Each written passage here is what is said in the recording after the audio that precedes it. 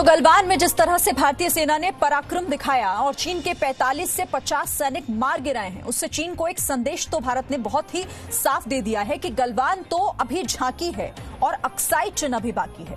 जिसे पीओके अखंड कश्मीर का हिस्सा है, ठीक उसी तरीके से अक्साई चिन भी भारत का ही हिस्सा है, उस पर भी भारत का ही अधिकार है। लेकिन साल 1955 के बाद जब चीन अक्साई चिन पर कब्जे की योजना पर आगे बढ़ने लगा और उसने अक्साई चिन से होकर गुजरने वाली सड़कें बना ली, लेकिन तब भी भारत के तत्कालीन राजनीतिक नेतृत्व पर इसका कोई असर नहीं पड़ा। आपको याद होगा कि गृह मंत्री अमित शाह ने संसद में अक्साई चिन को लेकर बयान भी दिया था। यानी पाकिस्तान के साथ साथ अब संदेश चीन के लिए भी यहां पर साफ है, पाकिस्तान से हिंदुस्तान पीओके लेगा और चीन के कब्जे से अक्साई चिन लेने की मुहिम भी नया भारत शुरू कर सकता है।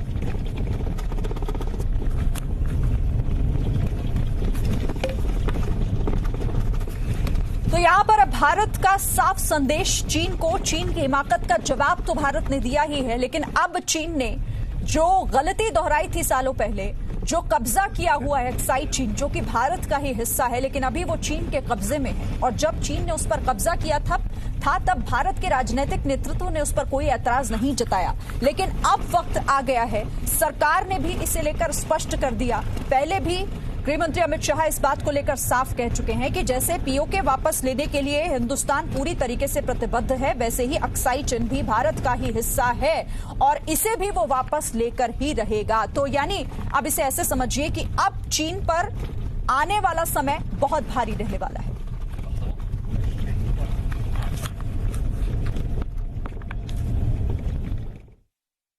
सदन में जब जब जम्मू एंड कश्मीर राज्य बोला हूं, तब पाक ऑक्यूपाई कश्मीर और अक्साई चिन दोनों इसका हिस्सा है, ये बात को और हमारे संविधान ने जम्मू कश्मीर की जो सीमाएं तय करी है और जम्मू कश्मीर के संविधान ने जम्मू कश्मीर की जो सीमाएं तय की है, उसके अंदर पाक ऑक्यूपाई कश्मीर और अक्साई चिन दोनों समाहित। आइए अब आपको हम बताते हैं कि अक्साई चिन का आखिर ये विवाद पूरा क्या है। आप इसे समझिए, कुछ आंकड़ों के जरिए, कुछ ग्राफिक्स के जरिए आपको हम बताते हैं कि अक्साई चिन जम्मू कश्मीर का ही हिस्सा है। अभी अक्साई चिन पर चीन का कब्जा है। 1962 में भारत चीन युद्ध के बाद चीन ने इस इलाके पर, जो कि भारत का हिस्सा है, उस पर कब्जा कर लिया था। अक्साई चिन का क्षेत्रफल 38,000 वर्ग किलोमीटर का है। तिब्बत से जुड़े हुए अक्साई चिन का रणनीतिक महत्व भी आप समझिए। यहाँ चीन की निगरानी यानी उस पर नजर रखने के लिए अक्साई चिन बहुत महत्वपूर्ण है। 1963 में पाकिस्तान ने पीओके का 5,180 स्क्वायर किलोमीटर इलाका चीन को दिया। अक्साई चिन के लिए भारत चीन ने नियुक्त किए स्पेशल रिप्रेजेंटेटिव। वहीं 2018 में स्पेशल रिप्रेजेंटेटिव के बीच 21वें राउंड की बातचीत हुई।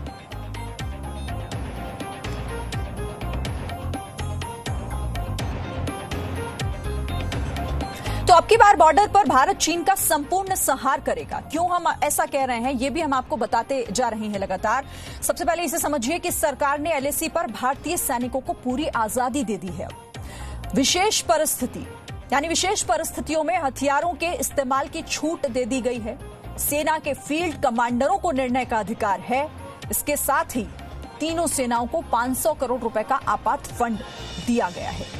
सेना को हथियार और गोला बारूद खरीदने की अब छूट दे दी गई है। तो ये वो 5 बड़ी बातें जिससे लेकर आप समझ सकते हैं कि आखिर चीन का संपूर्ण संहार करने के लिए अब रणनीति तो पूरी तैयार हो चुकी है। तो 15 जून की रात गलवान घाटी में आखिर हुआ क्या था, आपको पता नहीं होगा कि 15 जून की रात को गलवान घाटी में एक बार नहीं बल्कि 3 बार भारत और चीन के सैनिकों के बीच ये झड़प हुई थी। भारतीय जवानों पर चीन के सैनिकों ने धोखे से हमला किया। बावजूद इसके भारतीय सेना के बिहार रेजिमेंट, पंजाब रेजिमेंट और 3 मीडियम रेजिमेंट के सैनिकों ने ऐसा जवाब दिया जिसे चीन के सैनिक वर्षों तक याद रखेंगे, क्योंकि भारत के सैनिकों ने 4 घंटे के अंदर ही जवाबी हमले में चीन के कई सैनिकों की गर्दन तोड़ दी थी, चीन के कई सैनिकों की रीढ़ की हड्डियां तोड़ दी थी। हमारे जवानों ने चीन के 40 से 50 सैनिकों को मार गिराना, और सिर्फ यही नहीं, भारतीय सेना ने चीन की सेना के एक कर्नल को भी बंधक बना लिया था।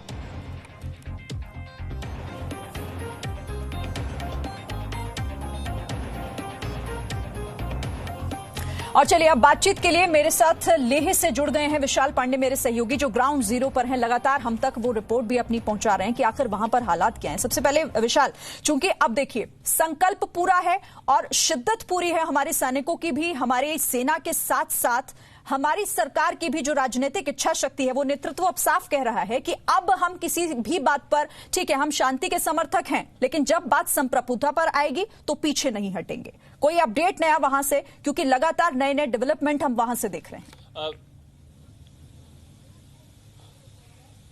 देखिए बिल्कुल यहाँ पर पूरी तरह से सेना अलर्ट पर है, और चाहे वो वायुसेना हो, थल सेना हो, पूरा एलएसी पर सतर्कता बढ़ा दी गई है। और इसके साथ ही साथ देखिए जिस तरह से 4 घंटे के अंदर ही हमारी सेना ने चीन के 45 से 50 सैनिकों को मार गिराया, और उसके बाद मारा ही नहीं, उनकी रीढ़ की हड्डियां तोड़ दी, उनकी गर्दन तोड़ दी।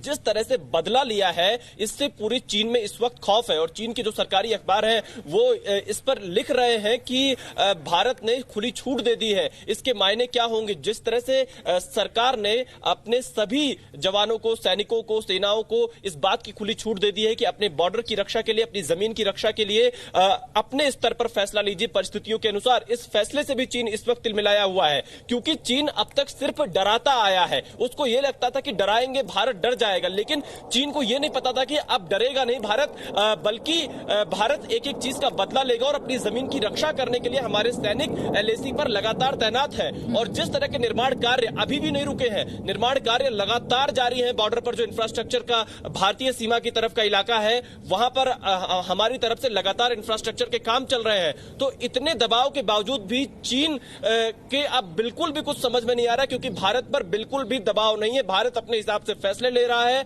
अपनी सीमाओं की सुरक्षा कर रहा है। और हमने थोड़ी देर पहले अमित शाह का वो बयान भी सुनाया था पार्लियामेंट में, क्योंकि अब अक्साई चीन का मुद्दा बड़ा होता जा रहा है। मैं लद्दाख में हूं, मैं यहां पर जितने भी लोगों से बातचीत कर रहा हूं, उनका यह कहना है कि इसको अक्साई चीन नहीं, अक्साई इंडिया कहा जाना चाहिए। और ये चीन ने अवैध तरीके से कब्जा कर रखा है, जिसे भारत को वापस लाना चाहिए। और ये ऐसा मौका है जब सरकार को और आगे बढ़कर कई कड़े कदम उठाने चाहिए, क्योंकि अगर आप स्ट्रेटेजिक तौर पर देखेंगे, जिस तरह से भारत ने पिछले 3 से 4 सालों में बॉर्डर पर अपना इंफ्रास्ट्रक्चर बढ़ाया है, उससे चीन का डर लगातार बढ़ता जा रहा है। क्योंकि भारत एक तो सियाचिन पर सबसे ऊंची चोटी पर मौजूद है, और वहां से डीवीओ होते हुए गलवान घाटी और पैंगोंग तक जिस तरह की सड़कें भारत ने बनाई है, उससे चीन को यह खौफ सता रहा है कहीं अब भारत का अगला कदम अक्साई चीन को वापस लेना तो नहीं होगा। इसीलिए वो गलवान घाटी में पुल बनाने का विरोध कर रहा था, इसीलिए चीन आपका दुर्मुख से लेकर डीबीओ तक सड़क बनाने का विरोध कर रहा था। लेकिन इन तमाम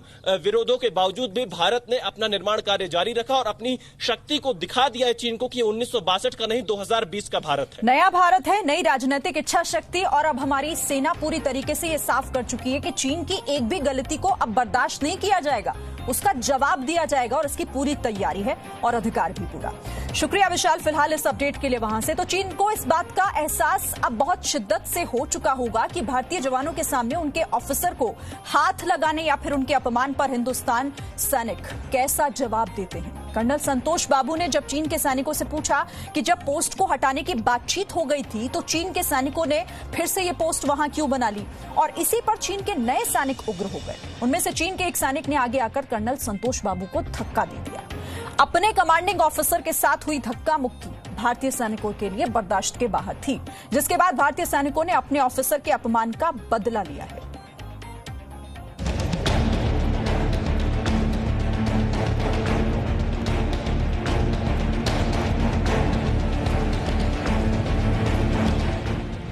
कर्नल संतोष बाबू को हाथ लगाया तो चीन के सैनिकों की हड्डियां तोड़ दी। कमांडिंग ऑफिसर का अपमान, बेकाबू हुए भारतीय जवान। कर्नल की शहादत पर चीन के सैनिकों को सबसे बड़ा सबक। सूत्रों के मुताबिक चीन के सैनिकों पर भारतीय जवानों के हड्डी तोड़ हमले पर एक भारतीय जवान ने कहा है कि उन लोगों को सीओ साहब को हाथ नहीं लगाना चाहिए था। समझिए हुआ क्या था। 15 जून की रात जब कर्नल संतोष बाबू को चीन के सैनिकों ने धक्का दिया, उसके बाद हमारे सैनिकों का गुस्सा काबू से बाहर हो गया। भारतीय सैनिकों का गुस्सा 7वें आसमान पर पहुंच गया और सीओ के साथ हुई बदतमीजी पर उन्होंने चीन के सैनिकों की वहीं पर पिटाई शुरू कर दी।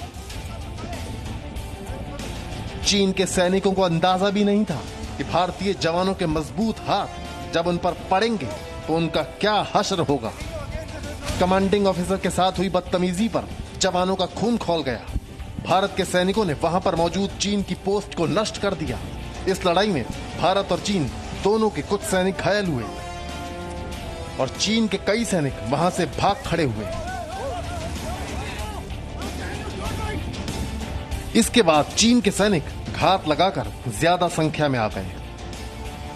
15 जून की रात करीब 9 बजे तक चली लड़ाई में कर्नल संतोष बाबू शहीद हो गए। जब ये खबर भारतीय सैनिकों को मिली तो उनके गुस्से की सीमा नहीं थी। कर्नल संतोष बाबू की शहादत की खबर के बाद न सिर्फ 16 बिहार रेजिमेंट बल्कि आसपास के इलाके से भी जो दूसरी टुकड़ियां तैनात थी वो भी टकराव की जगह पर पहुंच गईं। बहुत ही जल्द वहां पर 400 से 500 सैनिक इकट्ठा हो गए और फिर चीन के सैनिकों के साथ वो हिंसक टकराव हुआ जिसमें हमारे 20 सैनिक शहीद हुए और चीन के 40 से 50 सैनिक मारे गए। इसी लड़ाई में दोनों देशों के कई सैनिक लड़ते लड़ते गलवान नदी में जा गिरे। सोमवार की रात यानी 15 जून की शाम और उसके बाद रात में जो चीनी सैनिकों ने धोखे से मार डाला तीसरी मीडियम रेजिमेंट के सैनिकों ने, और उनमें से एक चीनी कर्नल को जिंदा पकड़ लिया। दरअसल किसी भी ऐसी लड़ाई में किसी अफसर का, वो भी कर्नल रैंक के अफसर का, उस जगह उससे बड़े रैंक का कोई अफसर नहीं था। उस कर्नल रैंक के अफसर को तीसरी मीडियम रेजिमेंट के जवानों ने जिंदा पकड़ा और उसको बाद में चीनियों, जब मेजर जनरल रैंक्स की बातचीत हुई उसके बाद हम जानते हैं कि 15 जून के बाद मेजर जनरल रैंक्स की दो राउंड बातचीत हुई थी। और अब हमारे पास ये खबर है कि उस बातचीत में चीनियों की जो सबसे बड़ी एक अपील थी, जो सबसे बड़ी मांग थी, वो ये थी कि हमारे कर्नल को छोड़ा जाए। दरअसल चीन के सैनिकों से यही सबसे बड़ी गलती हुई कि उन्होंने एक भारतीय सैनिक के आगे उसके अफसर का अपमान कर दिया, क्योंकि एक हिंदुस्तानी जवान अपने अफसर का अपमान कभी बर्दाश्त नहीं कर सकता है। उसकी नजर में यह सबसे बड़ा अधर्म होता है। कमांडिंग ऑफिसर कर्नल संतोष बाबू के अपमान के बाद भारतीय सैनिकों का गुस्सा 7वें आसमान पर पहुंच गया और उन्होंने चीन को ऐसा सबक सिखाया कि चीन जिंदगी भर याद रखेगा। कृष्ण मोहन मिश्रा, जी मीडिया। तो चीन की हिमाकत का असर भारत इस तरीके से बदला लेकर कर सकता है, चीन को इस बात का अंदाजा भी नहीं होगा और इसीलिए अब वो धमकी देने पर उतारू हो गया है। एक ब्रेक के लिए हम रुक रहे हैं, ये बड़ी कवरेज आगे भी जारी है। Presenting B News app, available on Google Play and App Store. Download it now.